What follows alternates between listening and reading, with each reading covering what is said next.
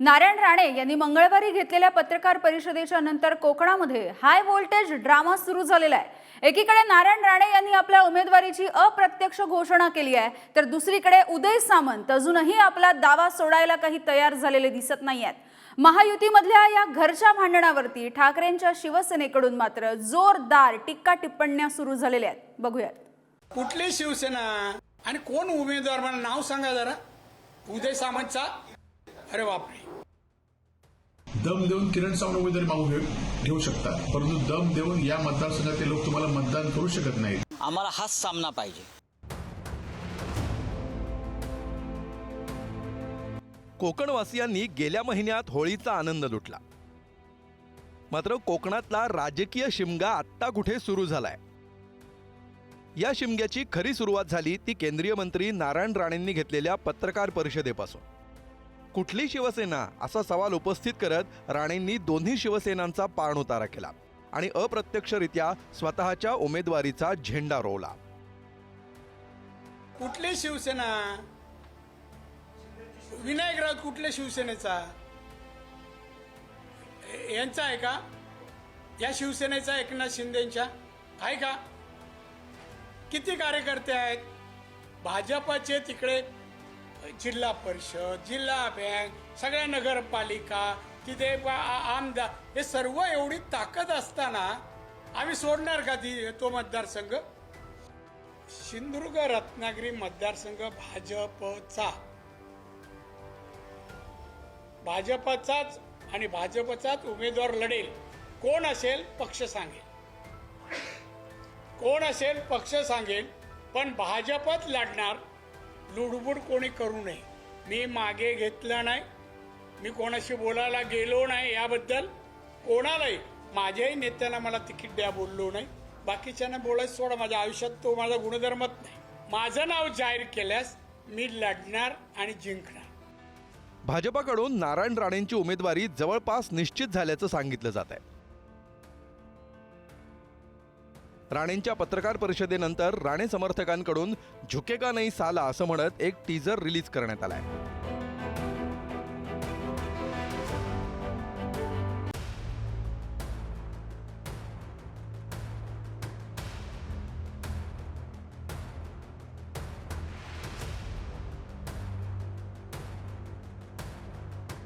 दरम्यान नारायण राणेंचा हा अवतार पाहून शिंदे गटाचे संभाव्य उमेदवार किरण सामंत यांनी आपण माघार घेत असल्याची पोस्ट केली, मात्र त्यानंतर काही वेळातच ही पोस्ट डिलीटही केली।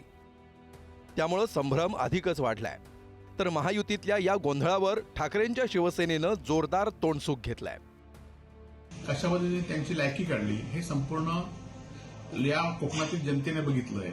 आणि त्यानंतर किरण सावंतांनी उमेदवारी मागे घेतली असली तरी दम देऊन किरण सावंत उमेदवारी मागू घेऊ शकतात, परंतु दम देऊन या मतदारसंघातील लोक तुम्हाला मतदान करू शकत नाहीत। हे 7 मेला सिंधुदुर्ग आणि रत्नागिरीची जनता, कोकणातील जनता दाखवून देईल।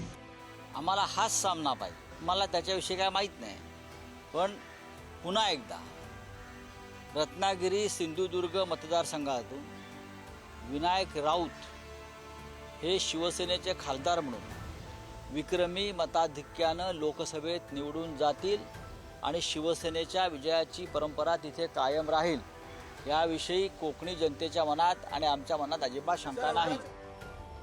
या सर्व प्रकारानंतरही उदय सामंत यांनी मात्र आशा सोडलेली नाही। रत्नागिरी सिंधुदुर्ग मतदारसंघावर अद्यापही शिवसेनेचाच दावा कायम असल्याची प्रतिक्रिया त्यांनी दिली आहे। सिंधुदुर्ग जिल्ह्यातल्या कुडाळमध्ये भाजप आणि शिवसेनेच्या समन्वय समितीची बैठक होती, मात्र या बैठकीकडे उदय सामंतांनी पाठ फिरवली। नारायण राणेंसोबत बंद दाराआड काही वेळ चर्चा करून ते थेट मुंबईच्या दिशेनं रवाना झाले। दुसरीकडे शिंदे गटाची भाषा हळूहळू मवाळ होत चालल्याचंही चित्र आहे। रत्नागिरी सिंधुदुर्गची जागा ही शिवसेनेला मिळाली पाहिजे, त्याच्यामुळं दुमत असण्याचं काही कारण नाही। आणि एखादी व्यक्ती ज्यावेळी संवेदनशील आणि भावनाप्रधान असते तोच त्या मतदारसंघाचा विकास करू शकत असतो, तो कापर असतो, कठोर असतो। आणि त्या भावनेतनं त्यांनी तो निर्णय घेतलेला होता, त्यांचा तो वैयक्तिक निर्णय होता। आणि कुटुंब म्हणून जर सांगायचं झालं तर त्यांच्यापेक्षा वयानं जरी मी लहान असलो तरी पॉलिटिकल निर्णय हे आम्ही कुटुंब म्हणून एकत्र बसून घेतो। त्याच्यामुळे आमचा देखील निर्णय झालेला आहे आणि कार्यकर्त्यांचा देखील निर्णय झालेला आहे। त्या ठिकाणी शिवसेनेचाच दावा आहे आणि शिवसेनेचाच दावा शेवटपर्यंत आहे। नारायण राणे साहेब उद्या प्रचाराची सुरुवात करतात की नाही याबद्दलची मला कल्पना नाही, परंतु या सर्व बाबीचा खुलासा किंवा या बाबतीचा निर्णय घेण्याचे जे अधिकार आहेत ते माननीय एकनाथ शिंदे साहेब असेल, देवेंद्र फडणवीस साहेब असेल यांच्याकडे आहेत. जर त्यांनी त्यांच्या नावाची घोषणा केली, कोणत्याही उमेदवाराची नावाची घोषणा करू, युती म्हणून आम्ही सर्वजणच त्यांचं काम करू. भाजपाकडून अधिकृतपणे उमेदवारी जाहीर होण्याआधीच नारायण राणेंनी सभांचा धडाका सुरू केला. अपेक्षेप्रमाणे उद्धव ठाकरेंवर हल्लाबोल करत राणेंनी प्रचाराचा एक प्रकारे नारळ फोडलाय. त्यांना तिसऱ्या वेळा परत पंतप्रधान करून हॅट्रिक करण्यासाठी त्यांना प्रचंड मतांनी निवडून तर ते देतीलच तिकडून, पण आपण 400 पार करायचं, 400 पार करायचंय.